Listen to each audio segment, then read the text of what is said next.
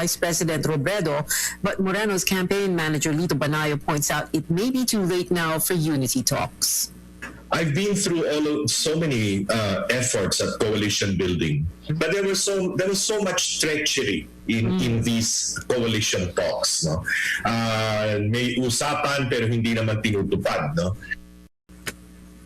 Catch the replay of Politics as Usual, where I also speak to congressional candidate Richard Gomez for later. That's on Saturday, 11 a.m. and Sunday at 10 p.m. only here on CNN Philippines. But there was so much.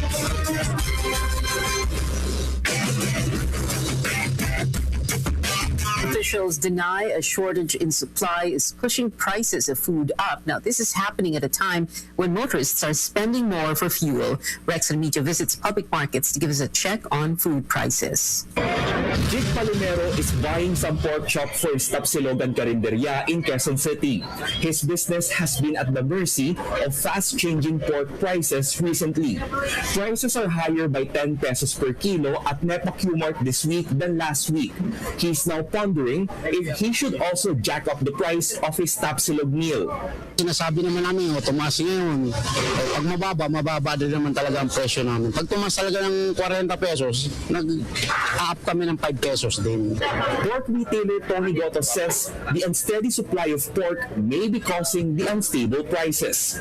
Frozen kasim at 240 pesos per kilo, frozen pork chop at 210, and frozen liempo at 290. Fresh meat is more expensive. The reason why Gotos, unlike before, has decided to sell frozen meat. Mas gusto nila ng sariwa. Eh ngayon sa mahal ng bilihin, gusto mo pa bang bumili ng sariwa. Siyempre kung pwede na yung frozen, edi sa frozen ka na. In the case of beef, one seller says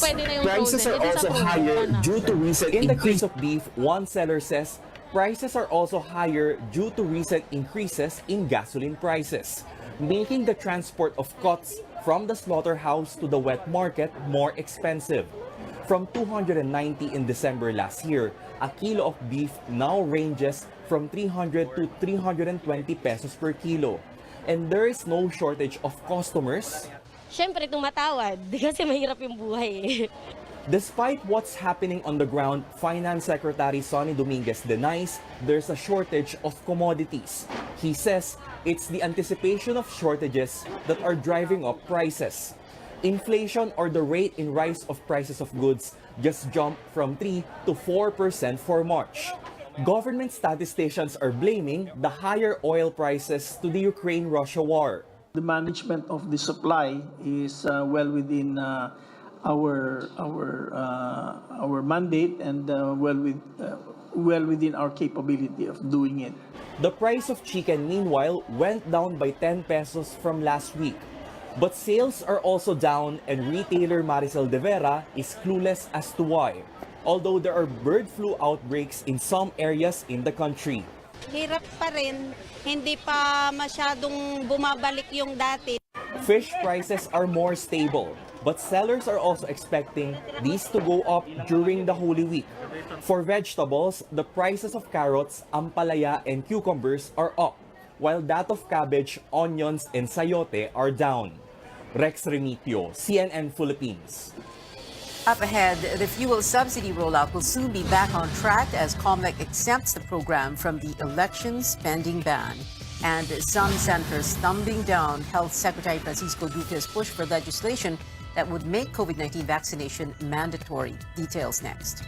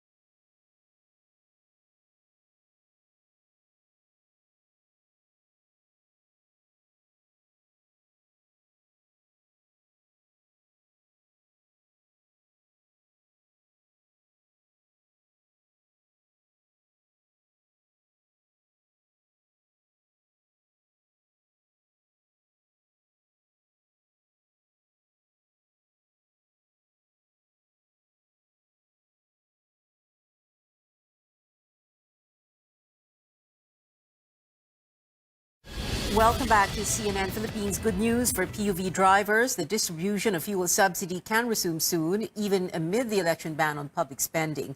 Amor Santos joins us live. Amor? Pia, the Comelec Unbank grants the petition of the LTFRB to continue with the fuel subsidy program despite the ban on disbursement of public funds during the election period. Comelec Commissioner George Garcia says the transport regulator only has to wait for the poll body's formal resolution. He says it may be released tomorrow or Friday at the latest and will contain strict conditions the LTFRB has to comply with.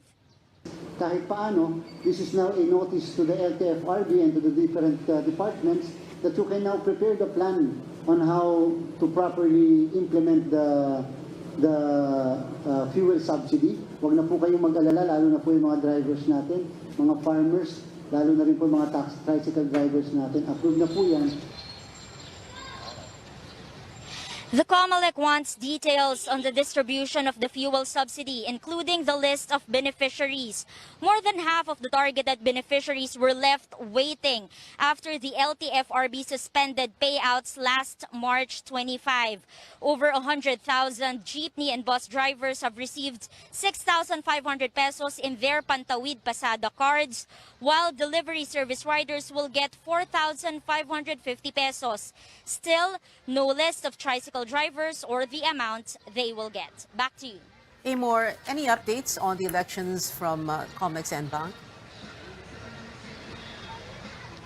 Pia, Comelec Commissioner Marlon Casquejo also announces that the ANBank has suspended the overseas absentee voting in Shanghai due to its COVID-19 lockdown. There are 1,600 registered voters there, and the poll body may also do the same in several other areas like Ukraine, and some 127 voters may be affected.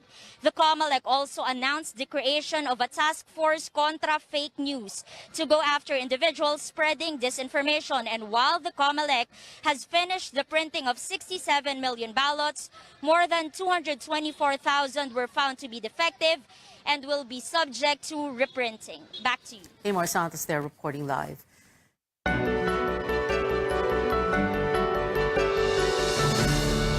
President Duterte has ordered house-to-house vaccinations for COVID-19 as millions of doses are set to expire in 3 months' time. AC Nichols tells us more in this report.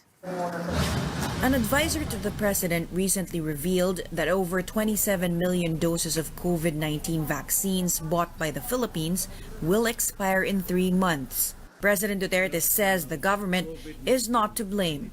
Ang bakuna nandyan. Para sa lahat ng Pilipino, in-order natin yan. Ngayon, kung may mga Pilipino, marami pa na hindi nakapagbakuna o ayaw makipagbakuna, hindi naman kasalanan ng gobyerno na magbili tayo commensurate to the number of Filipinos that would be vaccinated. He called on those who have yet to be inoculated to get the vaccine. Otherwise, the expiring doses might go to waste. The president said these could be donated to other countries, but he's still hoping to convince more Filipinos to get vaccinated by bringing the shots straight to their homes. Wala na tayong magawa. The most that we can do is a last-minute program. We embarked on a program that would i-deliver natin yung vaccine sa bahay-bahay. Health Chief Francisco Duque has assured the president the vaccines will not go to waste. He said the country's vaccine wastage is just over 1%, far below the 10% indicative wastage rate used by the World Health Organization.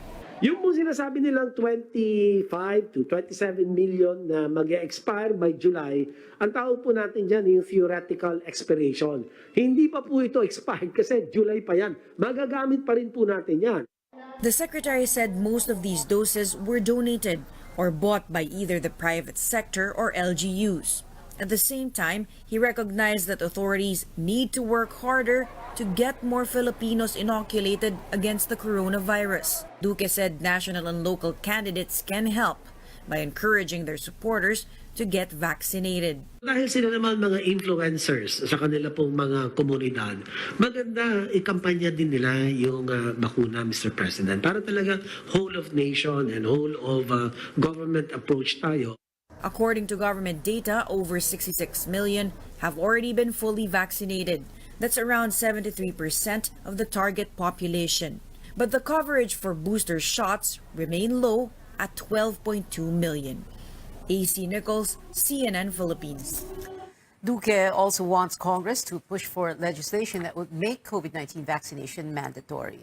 We would welcome, Mr. President, if the Senate or Congress will, if they can muster that will, political will, to make vaccination and booster mandatory, like in other countries, no? Pero alam ko po, this is going to be very controversial. Pero sana naman po ay intindihin nila na tayo po ay nagbumili ng mga bakuna. Tama po kayo, Mr. President, para maproteksyonan ang publiko, ang ating po mga kababayan. Eh di naman po natin makontrol kung ayaw ng tao ang magpabakuna. But Senator Coco Pimentel says making COVID-19 vaccination mandatory is unconstitutional because the vaccines are still in the experimental stage. Presidential candidate Senator Ping Lacson and his running mate, Senate President Tito Soto, also rejected Duque's call. Dapat ang ginawa niya noon pa, at the start of the vaccination program, noon pa sila nag-house to house, noon pa sila nag-massive information campaign about the vaccine. Hindi yung ngayon, dahil mag-expire yung 27 million doses, ipapasa niya pa sa Congress. Parang exercise na political will. Alam naman nilang 6 days na lang natitira sa amin.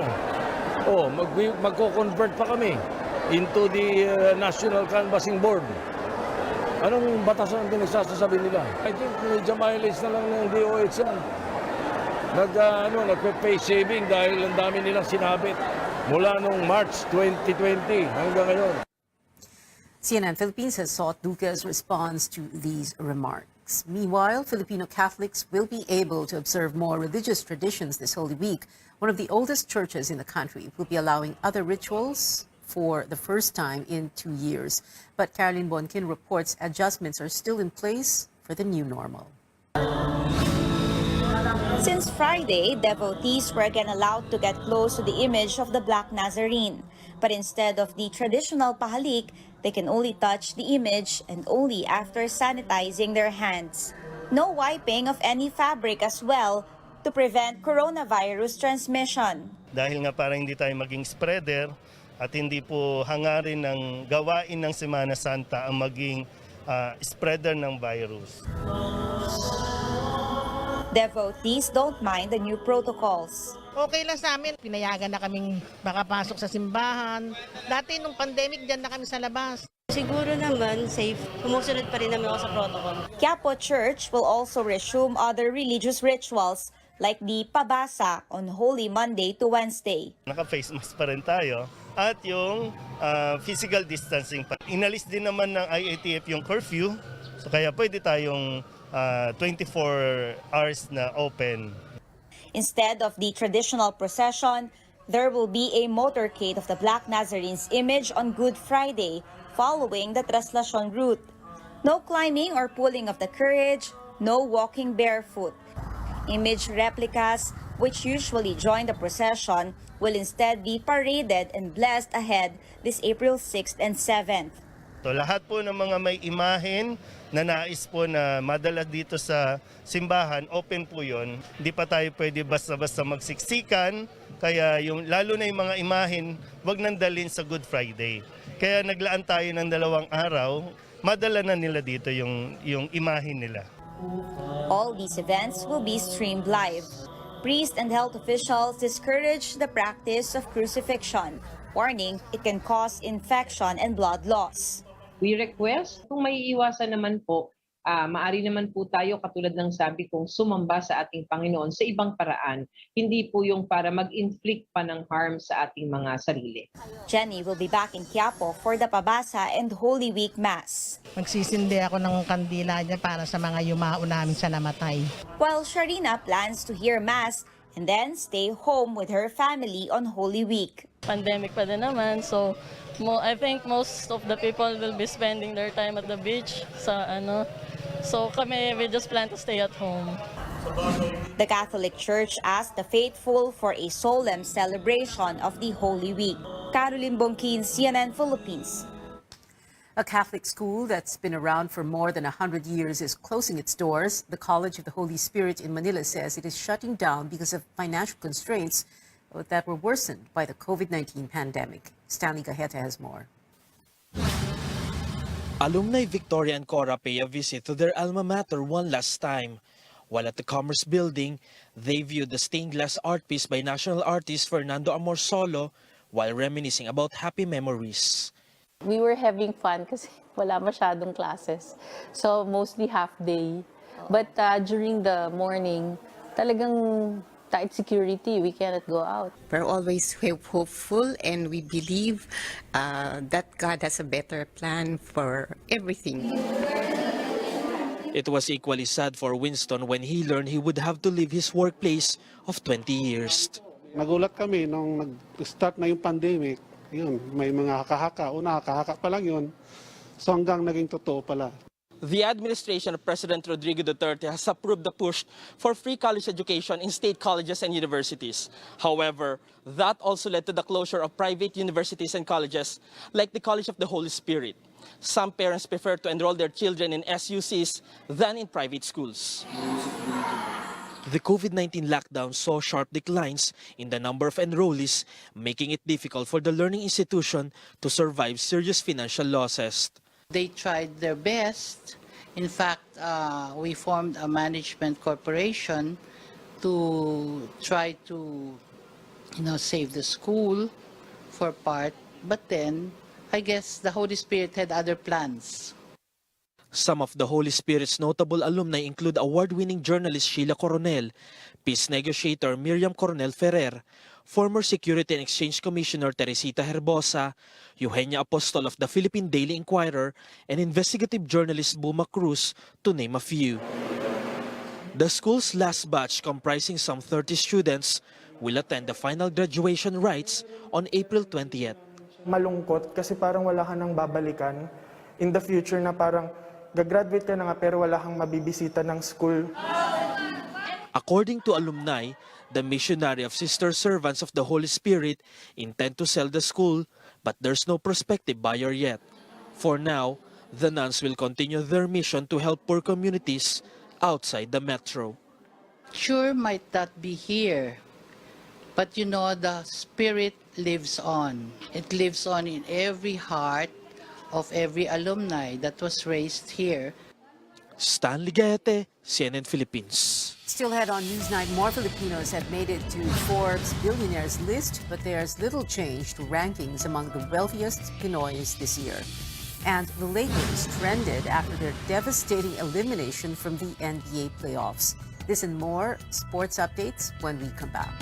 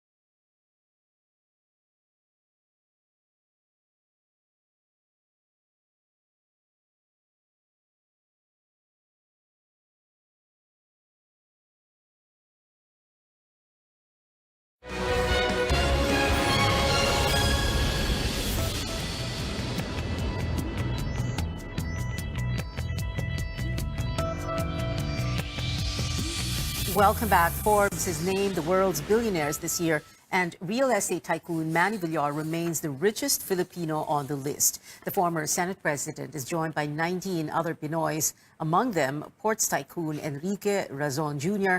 and Henry C. Jr. of SM Investments. Villar rose to 263rd from last year's 352nd with a current net worth of around 426 billion pesos. Lots of action in sports today. The Los Angeles Lakers are officially out of the NBA playoffs after a 121-110 loss to the Phoenix Suns, the same team that sent them packing last year. Star player LeBron James' ankle injury kept him on the bench throughout the game. This is the second time LeBron did not make it to the postseason since joining the Lakers in 2018. The LA squad has missed the playoffs 7 times within the last 9 years. And back here at home, the PBA Governors Cup Finals have begun. Game 1 between the Meralco Bolts and defending champs Barangay Ginebra is underway at the Smart Araneta Coliseum. Things are looking up for the Bolts in the first quarter, snatching the lead with 25-23. Another thrilling championship showdown, this time at the Mall of Asia Arena. It is Creamline versus Petrogas for the Premier Volleyball League's first Open Conference Finals match. So far, Creamline has the lead in set 1 at 20-15. Go to our social media platforms for updates on these games. Now, good news for Twitter users. You may soon get a chance to fix your tweets even after posting them. The social media platform has been working on an edit function since last year. It'll be tested in the coming months. Twitter's head of consumer products said they're, quote, approaching this feature with care so it cannot be used to alter the record of public conversation. And that is it for now. Join me again on News.ph at 7 p.m. I'm Pio Ontiveros for Newsnight, where we go above and beyond the headlines.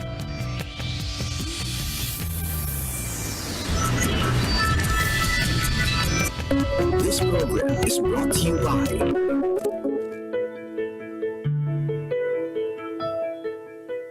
Women today wear different hats, which comes with different responsibilities.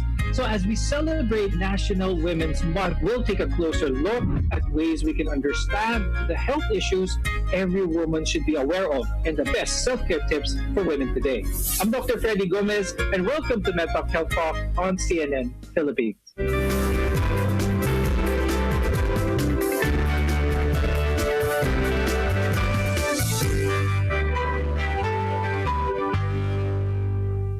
Our guests are here today to tell us how we can be a part of this movement and advocate for women's health. With us is Dr. Irene Sige. She's an obstetrician gynecologist from Cardinal Santos Medical Center and the St. Luke's Medical Center in Global City. Also with us is Natalie Africa Verceles, who is the director for Center of Women's and Gender Studies from the University of the Philippines. Thank you both for joining us here on MedTalk Health Talk.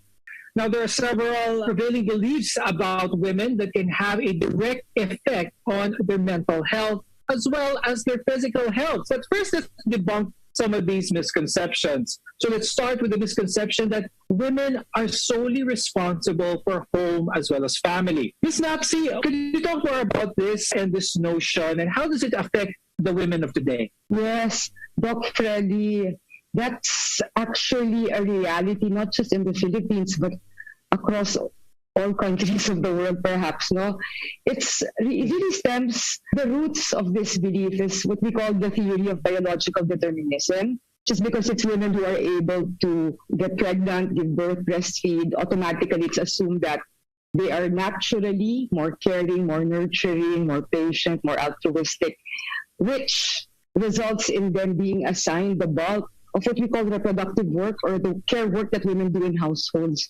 We know that the work that women do in households is not easy. It's actually quite onerous. It deprives them of many opportunities. I agree with that. So one of the main issues here is that of gender equality. So how can this be addressed, Ms. Natalie? It's not necessarily the burden only of the women, because you think that it's women who should be advocating for their own equality in the households. It actually demands the participation of all other members of the households, particularly the male members, whether it's the father or the brothers, etc. So what we should be doing is actually redistributing the work that women do in households. Fathers in particular can take a greater role in caring for their children, particularly when they're very young, when they need more attention.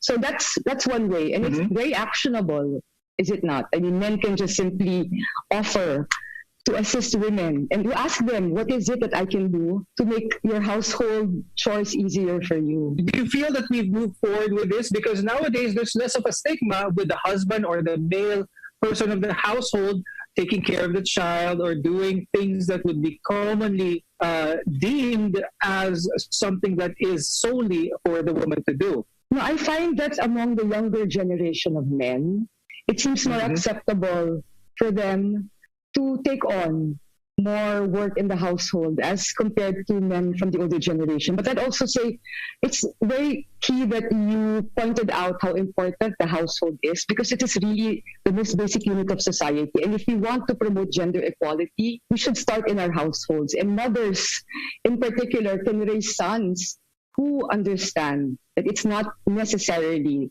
solely the task of women to do all the work that's necessary to maintain households. Along these lines, we'll also be talking about some health issues that women should also be aware of. Dr. Irene, what are some of the top 5 health issues that you think women here in the Philippines should be really aware about? Right now, we are encouraging more on preventive medicine rather than curative medicine. The common ones like diabetes mellitus, hypertension, obesity, some sexually transmitted illnesses, breast cancer, among others, and also mental health issues. Those are very important ones, and we'll be discussing them in further detail as we go on in the program. Ms. Nazi, let's talk about the landscape where women are, especially here in the Philippines. What can you say about that?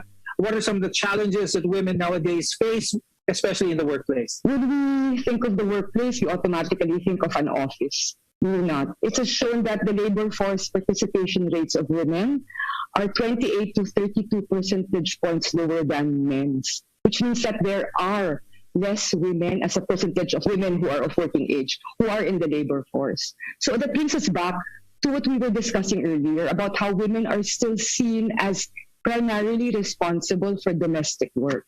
Dr. Irene, talking about pregnancy and maternity, especially in the workplace, is there a certain time where it is deemed safe for her to continue to be working, or should she be resting at a certain point awaiting the birth of a child? As we always recommend, having children or getting pregnant should be a plan ahead so that the mommy can prepare herself physically, psychologically, mentally for the pregnancy. So actually, pregnancy is not a disease. It's a physiologic role of a woman. So when she's planning to have children early on, she should be already consulting her doctor so that her pregnancy will be less complicated. The woman can actually work until the term pregnancy as long as she's considered low risk.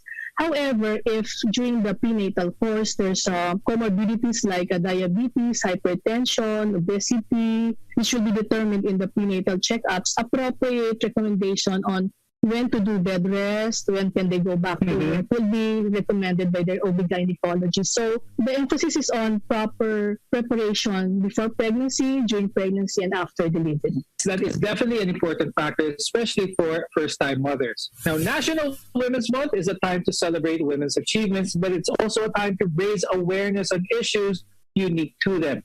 There are several health issues that impact women differently than men. When we return, we'll talk about these health concerns and what women can do to manage the risks. You're watching MedTalk Health Talk. We're your partner in health.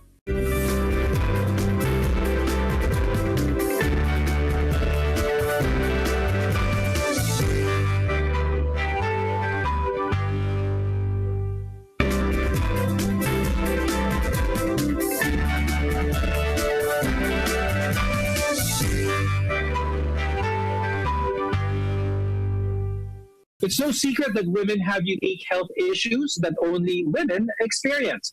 Now, understanding these medical conditions, the risk factors, and prevention can boost a woman's own health as well as their mental health. I'm Dr. Freddy Gomez, and welcome back to MedTalk Health Talk, where your care always comes first. A common issue women face as they age is osteoporosis. This is when your bones become weak as well as brittle. Now, postmenopausal women are at higher risk for fractures associated with osteoporosis, and as a result, it can cause back pains, to posture, and even broken bones. Dr. Irene, could you tell us more about this condition and why women in particular are more prone to this? You are right in saying that osteoporosis is a disease condition wherein the bones become weaker. There are several factors, like when the woman becomes menopause already, because of the lower estrogen production in the body. This will trigger the bone resorption, or the bone will become weaker. And also if the woman has not maintained her ideal body weight or the body mass index, because it will have an effect on the weight-bearing bones of her body. And not having regular exercise, and also not getting the proper nutrition, the intake of calcium, and also important is the exposure to sunlight, because it activates the production of vitamin D in the body.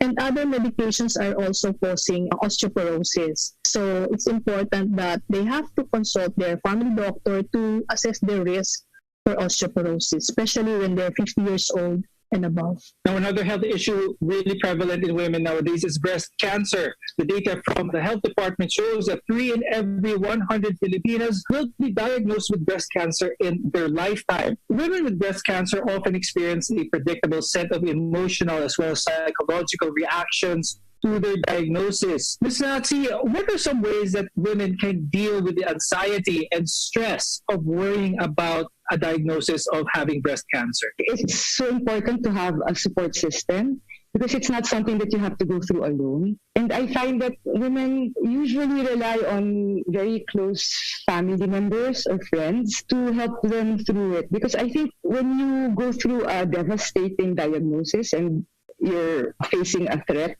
to your life, I think you really need a lot of, well, not just support, but a lot of internal strength.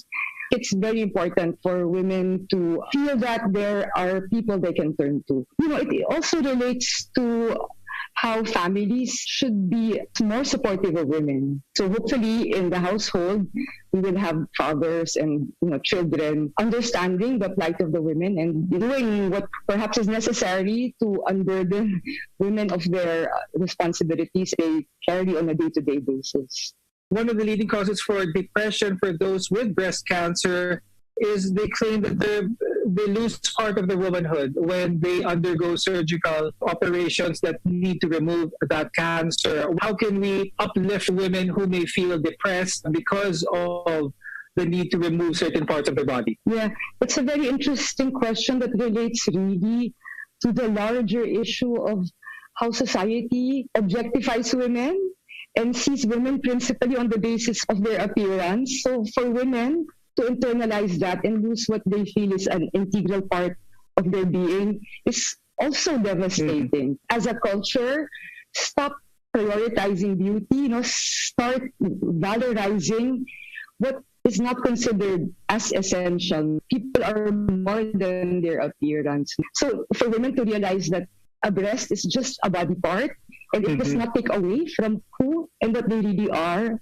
as humans. Now, Dr. Irene, let's touch on STI, sexually transmitted infections for that matter. Could you talk about what are some of the risk factors that are involved here? How does this affect a woman specifically in the long term? Gynecological health of a woman really depends on the entire physical well-being of a woman.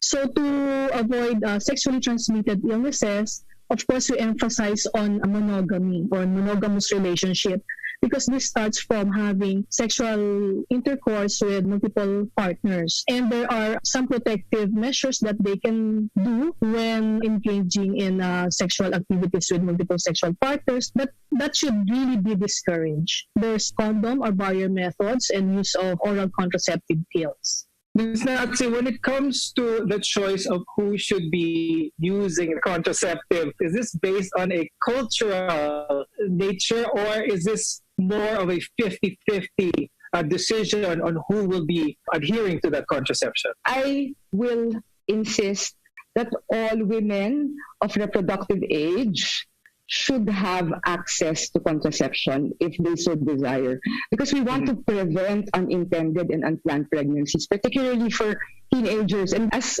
Dr. Irene already mentioned, there are also barrier protections because we want to protect them from HIV/AIDS or sexually transmitted infections. Dr. Irene, I want to talk about menopause, how to decrease the symptoms that one may experience when they are approaching menopause or at menopause. The symptoms of menopause are as follows, like you have irritability, hot flashes, osteoporosis, sometimes there are abnormal bleeding and insomnia. So again, it starts with a healthy lifestyle early on. Even before a woman reaches menopause, they have to be physically active, again, proper healthy diet, proper physical activity, and you have to consult your OB/GYN for other comorbidities that you have so that this will not aggravate the symptoms of menopause. And there are some high-risk diseases that can set in once you are menopausal.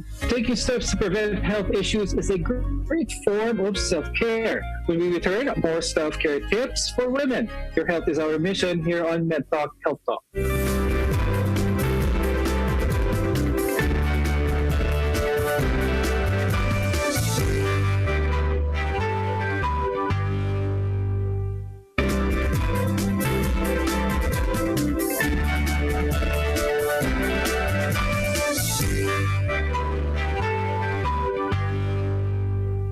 Many things can get in the way of caring for yourself, like work, school, or maybe even family obligations.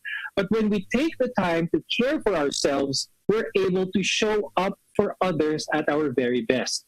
I'm Dr. Freddy Gomez, and this is MedTalk Health Talk, your partner in healthcare. One of the most effective things women can do to care for their physical health is regular screening. Dr. Irene, how does regular screening empower women? We have to do this regular screening for breast cancer, for cervical cancer, for other gynecologic pathology, and for the physical well-being of a woman. Right now, we are recommending a pap smear for those women who are at 21 years of age. And if they are 30 years old and above, they can do this with co-testing for HPV virus. And beyond 50 years old, it can be every 1 year or every 2 years, depending on the results of the previous pap smears.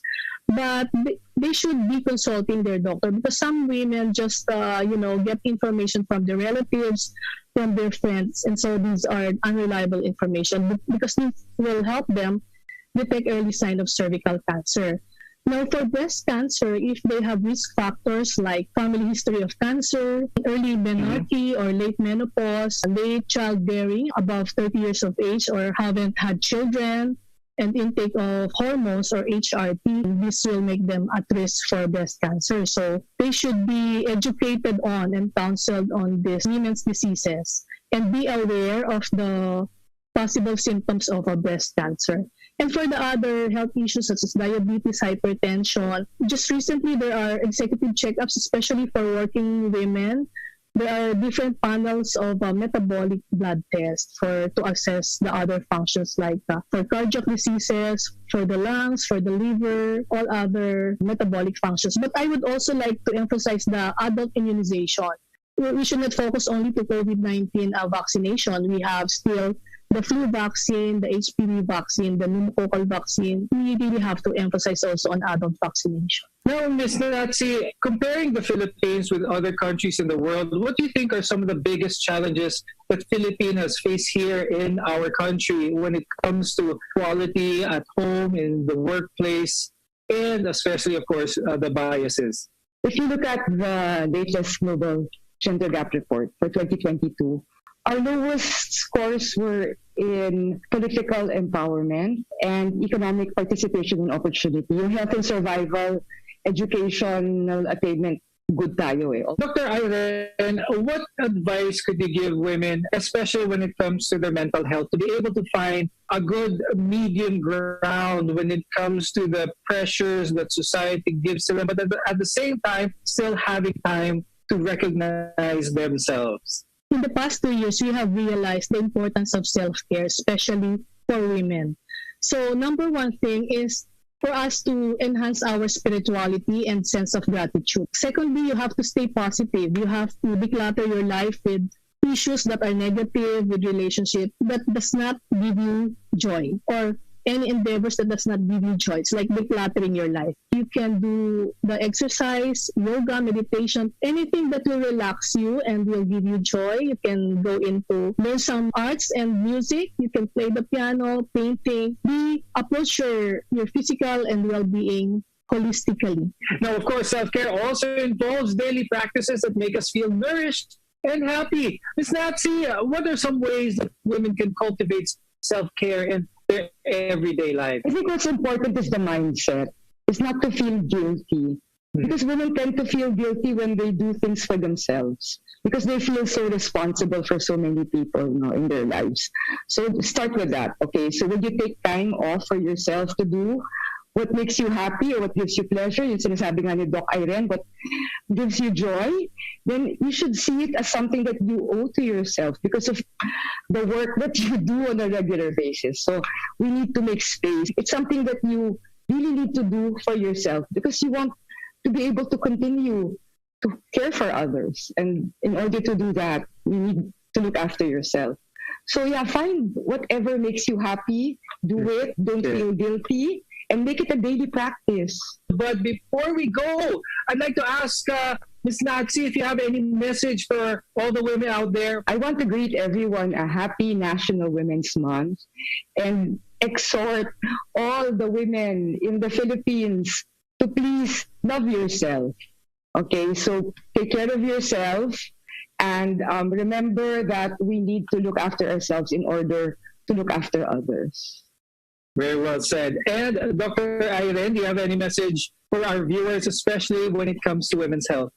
If we have emotional quotient, we should have health intelligence or health quotient. This is being able to assess, perceive, and manage your health. You should educate yourself, conscious of your physical well-being by doing the proper attitude, avoid harmful habits like smoking and alcoholic misuse. And you have to consult your family doctor or your OB-gynecologist because you will not enjoy the fruits of your labor if you are always getting sick, if you're not healthy. With that, I'd like to thank obstetrician gynecologist Dr. Irene Sige and Director of UPCWGS, Director Dr. Natalie Africa Verceles, for being with us today and sharing your insights. We appreciate your time very much.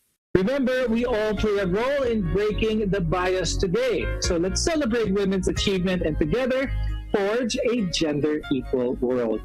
I'm Dr. Freddy Gomez, and thank you for watching MedTalk Health Talk on CNN Philippines. We'll see you again next time.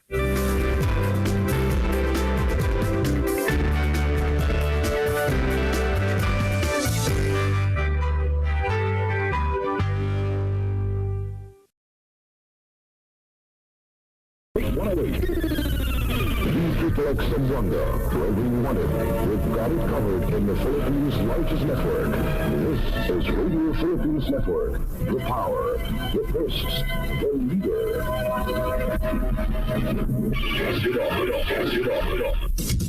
Este el de con todo suena claro y vapor sa estasyon de radio na entero Weste Mindanao.